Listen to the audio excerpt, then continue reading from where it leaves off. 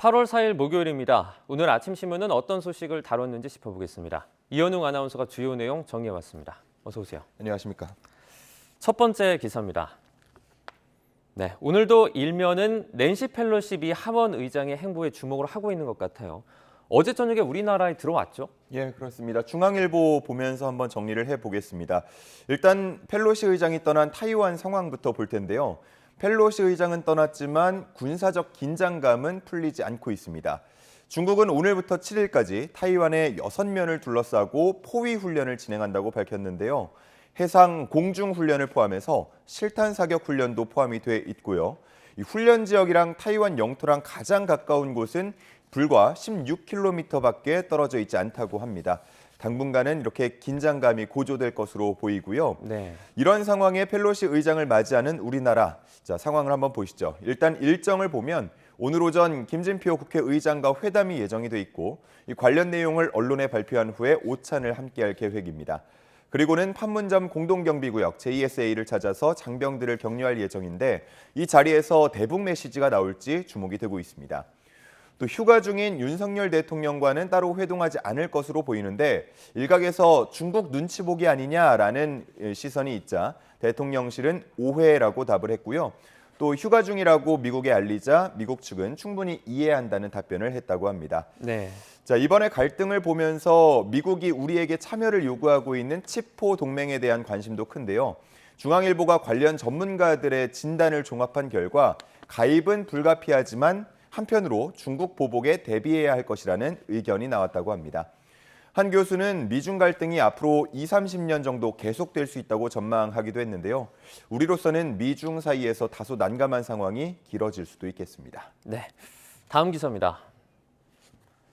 이제 검찰이 백운규 전 장관을 추가 기소하기로 했다는 소식이 전해지고 있는데요.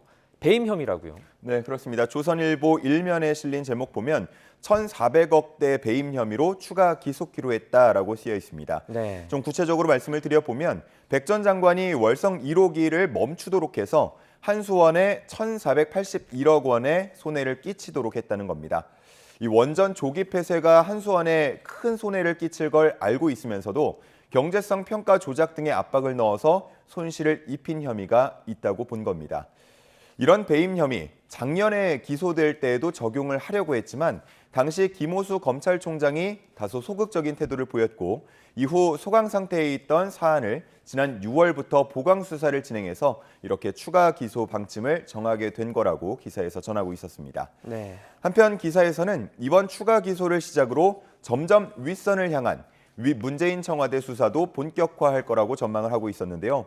현재 이 사건과 관련해서 고발되어 있는 문재인 전 대통령, 임종석 전 비서실장, 김수현 전 사회수석 등이 언급되고 있었습니다. 네, 다음 기사 보겠습니다.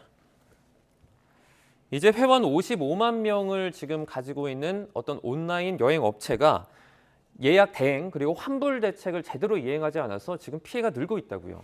네, 그렇습니다. 국내외 여행 가려고 계획하고 호텔을 예약하려고 할 때 아마 해당 호텔 홈페이지에 들어가서 하시는 분들은 그렇게 많지 않을 것 같습니다. 네. 보통은 여행사 혹은 가격 비교 플랫폼 등을 통해서 예약하는 경우가 많은데요.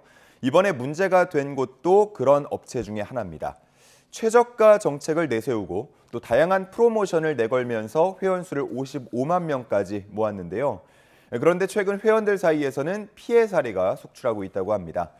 해당 여행사를 통해서 결제를 하고 해외 호텔을 이용했는데 체크아웃을 하려고 보니까 호텔 측에서 아직 대금이 결제되지 않았다라는 얘기를 들어서 현장에서 결제를 한 경우도 있었고요. 네. 또 여행사 측으로부터 지금 회사의 시스템에 문제가 생겼으니까 일단 회원이 먼저 호텔에 결제를 하고 그 영수증을 첨부하면 차후에 환불해 주겠다라고 했지만 그 환불이 원활하게 이루어지지 않는 경우도 있다고 합니다. 네. 무엇보다 큰 문제는 이 여행사가 프로모션으로 내걸었던 호텔 패스권, 또 호텔 피트니스 이용권인데요.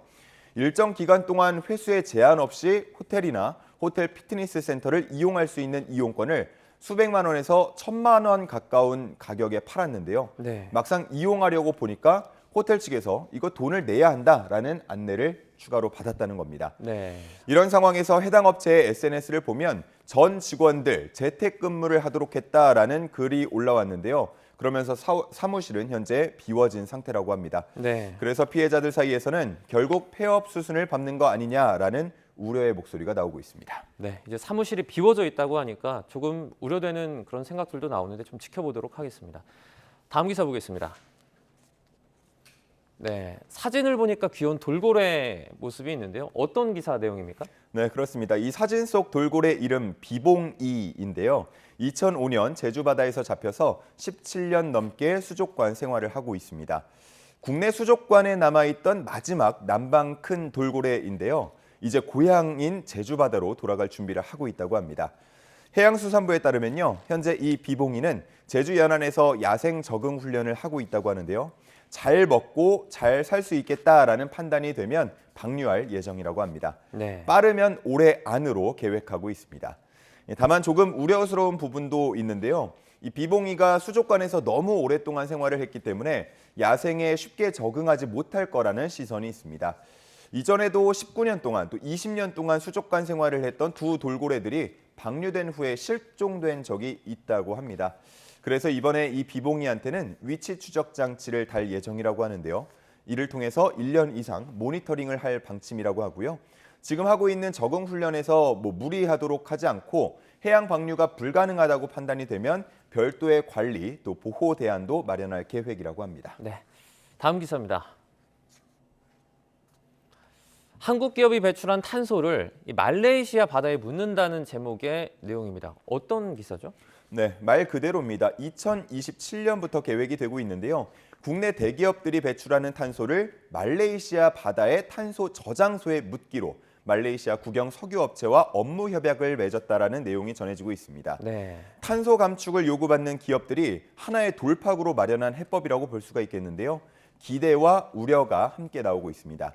일단 기대할 수 있는 점이라고 한다면 지금과 같이 사업을 유지하면서 쉽게 말해서 공장을 그대로 가동하면서 탄소는 감축할 수 있다는 점인데요.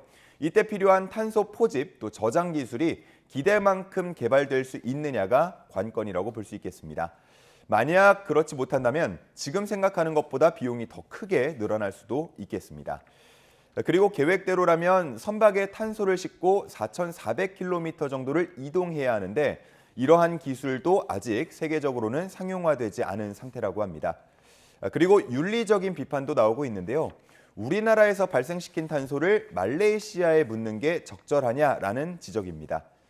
환경운동가는 과거에 선진국들이 폐기물을 저개발국에 묻은 것과 다름없다고 지적하고 있었습니다. 그리고 또 다른 측면의 지적도 있었는데요. 탄소를 묻기 위해서 탄소를 액화하고 또 선박을 이용해서 운송을 하게 되면 결국 또다시 탄소를 내뿜는 꼴이 되지 않겠냐라고 꼬집는 목소리도 있었습니다. 네, 마지막 기사입니다. 전에 들어본 적이 있는데요. 이 사우디가 추진하는 네옴시티 프로젝트의 조감도가 공개가 됐죠? 네, 그렇습니다. 네옴시티는 새로운 미래 도시라는 뜻을 가지고 있는데요.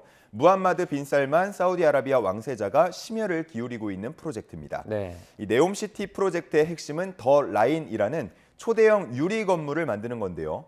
지금 이 기사 중앙에 나와 있습니다. 조감도가. 네. 잘 보이지 않는 것도 있겠지만 아주 생소한 형태의 건물이기 때문에 이게 건물이야? 이런 생각을 하실 수도 있겠습니다. 폭이 200m, 높이가 500m, 그리고 길이가요. 무려 1,170km라고 합니다. 네. 이 높이를 좀 비유해 보면 잠실에 있는 롯데월드 타워 높이가 555m이고요. 또 서울에서 대전까지 거리가 140km입니다. 그러니까 롯데월드 타워에 버금가는 높이의 건물이 서울부터 대전까지 쭉 연결돼 있다라고 생각을 하시면 되겠는데 네. 이게 쉽게 상상이 되지는 않습니다. 이 건물 주위로는 에어택시가 날아다닐 계획이고요. 또 건물 안에 있는 고속철을 이용하면 끝에서 끝까지 20분이면 주파를 할 수 있다고 합니다. 이 건물 안에는 집, 직장, 학교, 도시에 필요한 모든 시설들이 안으로 들어오게 되겠고요. 2030년에 완공한다는 계획인데 빈 살만 왕세자는 네옴시티 프로젝트를 사우디가 석유로만 먹고 사는 나라가 아니라는 걸 보여주고 싶어 한다고 합니다. 이렇게 듣기만 해도 어마어마한 이 프로젝트에 대해서 회의적인 시각도 있는데요. 전례 없는 규모이기 때문에 실현 가능성이 불투명하다라는 지적도 나오고 있고요. 인권 탄압에 대한 시선을 돌리기 위해서 허영심 가득한 계획을 발표했다라는 비판도 나오고 있습니다. 네. 과연 진짜로 2030년에 이러한 모습의 건물을 볼 수 있을지 관심이 모아지고 있습니다. 네, 정말 대단한 규모 같고 미래 도시라는 말이 정말 잘 어울리는 것 같습니다. 여기까지 듣겠습니다. 고맙습니다. 감사합니다.